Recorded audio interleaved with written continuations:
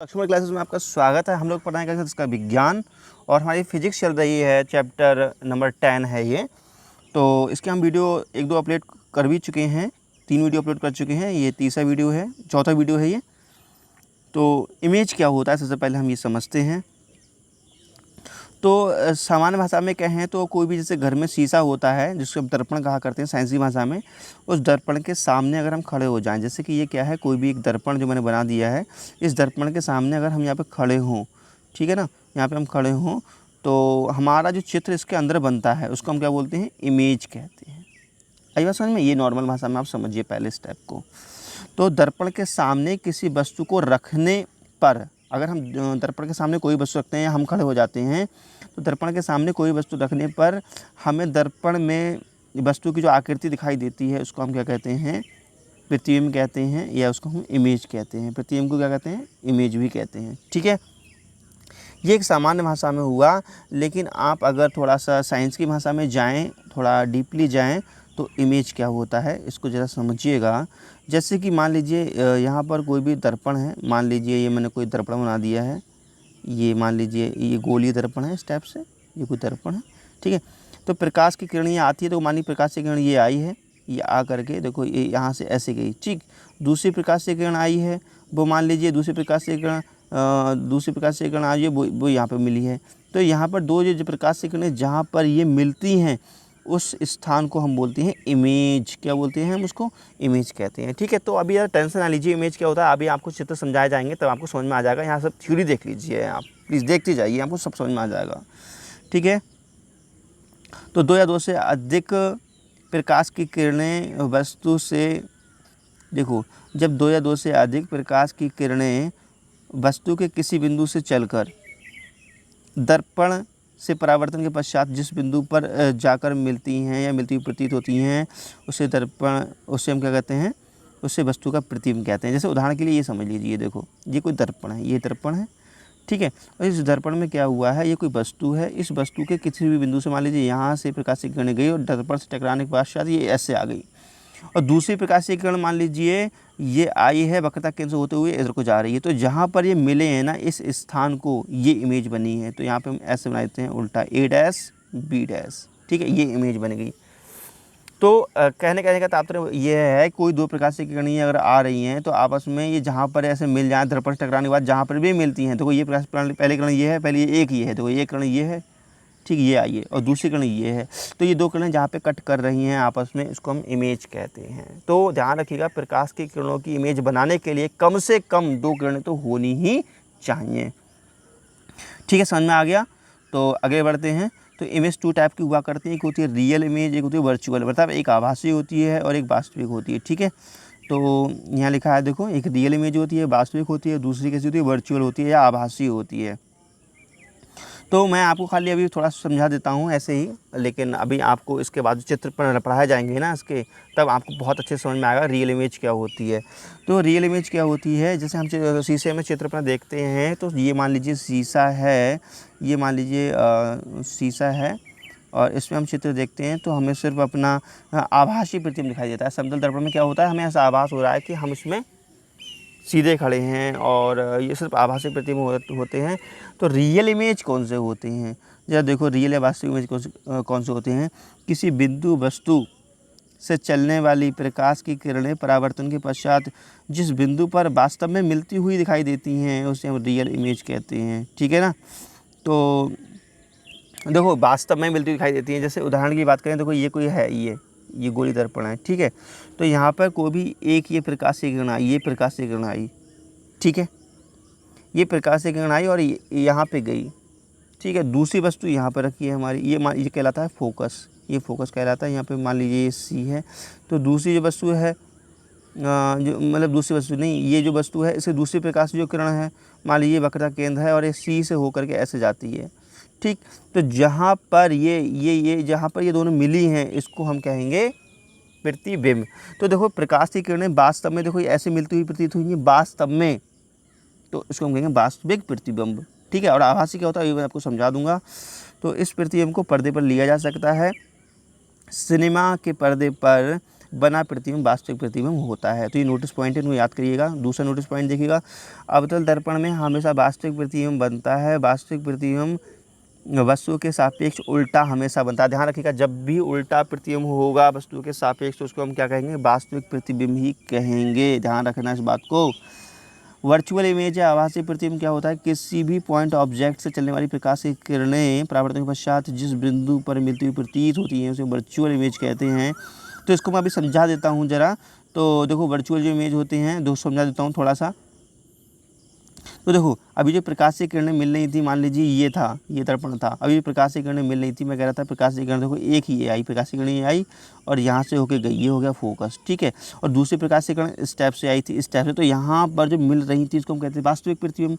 तो आभासी क्या होता है, आभासी प्रतिबिंब ऐसा होता है, देखो मान लीजिए प्रकाश की किरण, मान लीजिए जैसे प्रकाश, मान लीजिए जैसे कि ये है, देखो ये जो है ये दर्पण है, ठीक। तो यहाँ पे वस्तु, यहाँ पे फोकस है, ठीक है। तो दूसरा समझो, ये तो ऐसा समझ में नहीं आया, थोड़ा टिपिकल था ये वाला। तो ये वाला ऐसे देखो, ये वाला दर्पण है, ये दर्पण है, ये कहलाता है दर्पण, ठीक। इस दर्पण में देखो ये यहाँ पर कोई वस्तु रखी हुई है और यहाँ पे फोकस है इसका। अब प्रकाश की ये वस्तु आई है, देखो ये वस्तु से प्रकाश आया है और ये फोकस से होकर के जाएगा। वास्तव में ये दर्पण में पालिश के अंदर जा ही नहीं सकता, तो डॉट डॉट डॉट डॉट हमें दिखाई देगा। कैसे दिखाई देगा, ये डॉट डॉट, दोबारा समझाता हूँ। ये देखो ये दर्पण है, ठीक है। तो यहाँ से ये देखो प्रकाश आया, ये प्रकाश आया, तो ये टकरा करके ऐसे लौट जाएगा। अंदर तो जाएगा ही नहीं क्योंकि अंदर पॉलिश है, लेकिन फिर भी मान लीजिए अगर जाता है तो ऐसे डॉट डॉट कर दिखा सकते हैं, डॉट डॉट करके, ठीक है।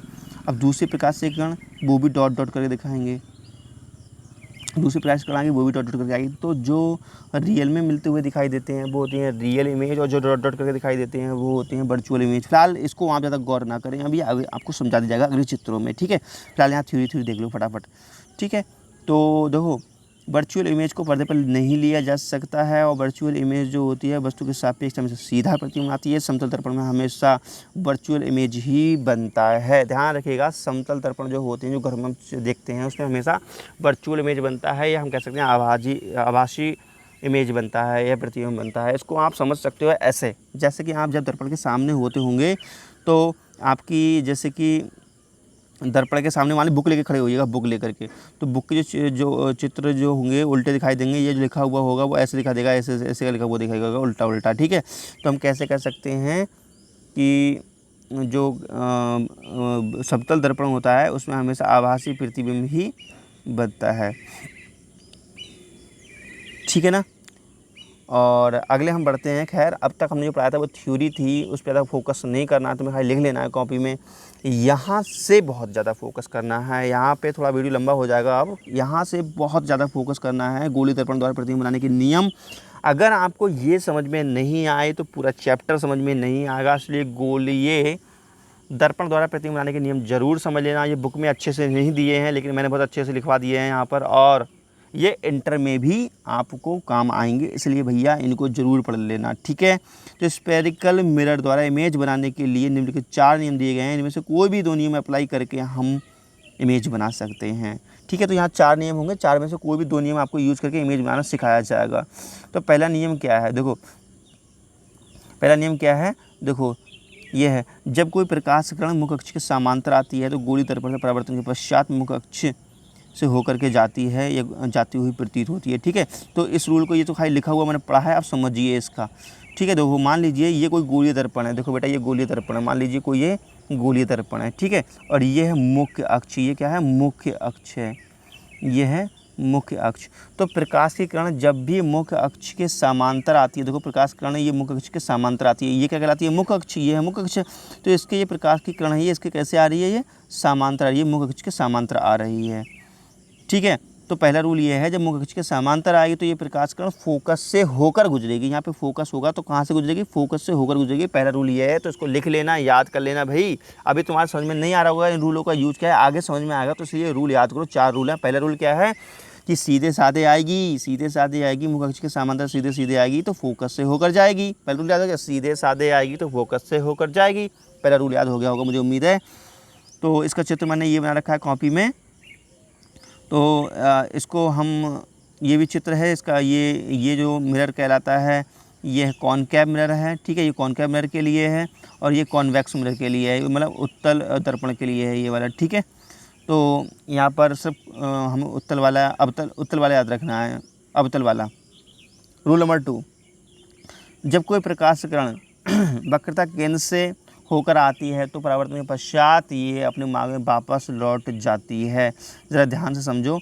मान लीजिए ये देखो दर्पण है, ये क्या है, दर्पण है, ठीक है, ये दर्पण है। तो यहाँ पे देखो एक फोकस होता है, ये फोकस, और एक सी होता है, इसको हम बोलते हैं वक्रता केंद्र। इसको हम क्या बोलते हैं, इसको हम बोलते हैं वक्रता केंद्र। तो कोई प्रकाश किरण अगर वक्रता केंद्र से होकर के ऐसे ये आ गई, देखो ये वक्रता केंद्र से होकर के आ रही है ना, कोई प्रकाश किरण वक्रता केंद्र से होकर अगर ये आ रही है तो ये रहा दर्पण। तो दर्पण से टकराने के पश्चात ये वापस लौट जाएगी जिधर से आई थी। तो दूसरा रूल याद रहेगा कि वक्रता केंद्र से होकर के आएगी, अर्थात उसको हम सेंटर कहते हैं इंग्लिश में, सेंटर। अगर सेंटर से होकर आएगी तो वापस लौट जाएगी, जिधर से आए थे उधर वापस लौट जाएगी। तो 2 रूल हो गए। तो इसके चित्र देख लीजिए, चित्र ये हैं समझने के लिए, ठीक है। तो देखो यहाँ पर पहला रूल क्या था, पहला रूल ये था कि अगर मुख्य सीधे साधे आएगी तो फोकस से होकर जाएगी। दूसरा रूल, वक्रता केंद्र से होकर आएगी तो वापस लौट जाएगी, ठीक है। तीसरा रूल देखिएगा, तीसरा रूल है जब कोई प्रकाश कण मुख्य फोकस से होकर आती है तो परावर्तन के पश्चात क्या मुख्य अक्ष के समांतर हो जाती है या समांतर होती हुई प्रतीत होती है। तो इसको जरा समझ लीजिए। देखो जरा इसको समझने के लिए क्या करेंगे हम लोग, ठीक है। देखो ये कोई है गोली दर्पण है, ठीक है, तो ये प्रिंसिपल एक्सिस है। तो कोई भी प्रकाश से किरण अब क्या हो रहा है, ये देखो फोकस है बेटा, ठीक है, ये क्या है, फोकस है, ये सी है। तो कोई प्रकाश से किरण क्या है, अब फोकस से होकर आ रही है। देखो कोई प्रकाश किरण ये आई फोकस से होकर के, ठीक है। तो ये फोकस से टकराने के पश्चात, ये फोकस से होकर आने के बाद, दर्पण से टकराने के बाद ये सीधे समांतर हो जाती है ऐसे, ठीक है। तो 3 रूल हो गए। तो आपको 3 रूल इस टाइप से याद रखने हैं। देखो यहाँ पे मैंने बनाया भी है। तो यहाँ पे जो प्रकाश की किरण जो है, देखो ये फोकस से होकर आई है और समांतर हो गई है, ठीक है। अब यार आप सोचते होंगे ये डंडा जैसा क्या है, ये देखो भाई नॉर्मल ड्रॉ है, इच्छा हो तो करो, नहीं इच्छा तो मत करो। ये नॉर्मल ड्रॉ का मतलब ये होता है कोई भी सी, ये देखो सी दिख रहा है, सी से होती हुई लाइन दर्पण से अगर मिला दें तो उसको हम बोलते हैं नॉर्मल। ये यहाँ पर मैंने क्यों बना दिया, यहाँ से बना दिया, आपको समझ में आया कि प्रकाश की किरण ये आ रही है तो इसको हम एंगल कोण बोलते हैं आई, इसको बोलते हैं आर, ठीक है। तो उससे टेंशन ना लें। तो अगला देखिएगा, रूल नंबर 4, जब प्रकाश किरण दर्पण के किसी पोल से टकराती है तो जिस कोण से आती है उसी कोण में वापस लौट जाती है। इसको जरा समझ लीजिए। देखो ऐसा समझो, देखो ये रहा कोई भी दर्पण, देखो ये दर्पण है, ठीक है। अब प्रकाश की किरण ये अगर पोल पे, यहाँ पे इसको हम पोल कहते हैं, ध्रुव कहते हैं। प्रकाश की किरण अगर पोल पे जिस एंगल से टकराती है, मान लीजिए यहाँ पे थीटा के एंगल से टकराई है, तो परावर्तित भी वो थीटा के एंगल से ही होगी, अर्थात जिस कोण से पोल पे टकराती है उसी कोण से ये वापस भी होती है। देखो यहाँ पे मैंने चित्र में समझा रखा है, इसको आप देख सकते हो। ये दूसरा चित्र है कॉन्वेक्स का है, यहाँ पे भी समझ सकते हो इस चीज़ के लिए, तो उसको लिखते जाना। तो गोली दर्पणों में प्रतिबिंब का बनना, तो ये मैंने अभी जो 4 रूल बताए हैं आपको, इन 4 रूलों में से कोई 2 रूल अप्लाई करके प्रतिबिंब बनाना सीखते हैं तो प्रतिबिंब का बनना बहुत ही ज़्यादा इंपॉर्टेंट है। तो मैं आपको ये समझाता हूँ अगले वीडियो में। तब तक के लिए नमस्कार, जय हिंद, वंदे मातरम। लेकिन एक बार और सुनिएगा, मैं आपके लिए ये जो मैंने रूल बताए हैं एक बार मैं थोड़ा सा रिवाइज़ कराना चाहता हूँ, तो प्लीज़ आप ध्यान दीजिएगा। मैं सोच रहा हूँ एक बार आपको और रिवाइज करा दूँ। देखिए ज़रा, देखो सबसे पहला रूल, फर्स्ट ऑफ ऑल, ठीक है। तो पहला रूल क्या था कि प्रकाश की किरण, तो शॉर्ट में बता रहा हूँ, ध्यान समझना। कोई प्रकाश की किरण जो है, देखो ये मुख्य अक्ष है, कोई प्रकाश की किरण अगर मुख्य अक्ष के समांतर आती है तो ये फोकस से होकर जाती है। पहला रूल समझ में आया, ठीक। तो दूसरा रूल क्या है, दूसरा रूल समझो ज़रा। देखो ये रहा दर्पण, तो कोई भी प्रकाश की किरण, ये रहा वक्रता केंद्र, ये रहा एफ। कोई प्रकाश की किरण अगर वक्रता केंद्र से होकर आती है तो दर्पण से टकराने के पश्चात अपने माध्यम में वापस लौट जाती है। 2 रूल हो गए। तीसरा देखो ज़रा, तीसरा रूल क्या है, देखो ये रहा दर्पण, ठीक है, और कोई भी प्रकाश की किरण, देखो ये रहा फोकस और ये रहा वक्रता केंद्र। कोई प्रकाश की किरण अगर फोकस से होकर आती है, देखो ये तो टकराने के पश्चात मुख्य अक्ष के समांतर हो जाती है, ठीक है। नेक्स्ट रूल देखिए ज़रा, कोई भी प्रकाश की किरण, देखो ये कोई भी प्रकाश किरण, ये मान लीजिए दर्पण है, तो कोई प्रकाश की किरण अगर पोल से टकराती है, देखो पोल से टकराई तो जिस एंगल से टकराई थी उसी एंगल से ये वापस हो जाती है। तो ये 4 रूल समझ में आ गए, मुझे उम्मीद है। प्यारे बच्चों, अगर वीडियो अच्छा लगा हो तो लाइक कीजिए, शेयर कीजिए, चैनल को सब्सक्राइब जरूर कर लीजिए। मिलते हैं अगली वीडियो में, तब तक के लिए नमस्कार, जय हिंद, वंदे मातरम।